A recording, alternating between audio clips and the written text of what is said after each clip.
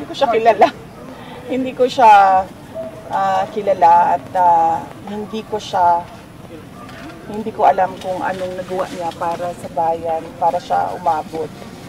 At hindi ko alam kung ano yung nagawa niya para sa legal circles and legal community and judicial system para siya maupo ng Department of Justice Secretary.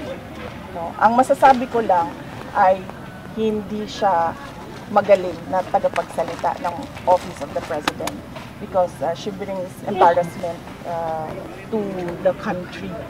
Kasi ang tagapagsalita ng isang Pangulo, pinakikinggan niya ng global community, ng international community. At pag nakikita ng mga kapitbahay natin, yung mga malalayong lugar na ganito magsalita, ang tagapagsalita ng Office of the President, nagdadala yun ng kahihiyan sa bayan.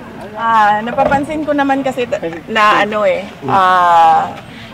napapansin naman natin lahat na si BBM hindi siya pumipili base sa kwalifikasyon ng kanyang mga appointees. Napapansin na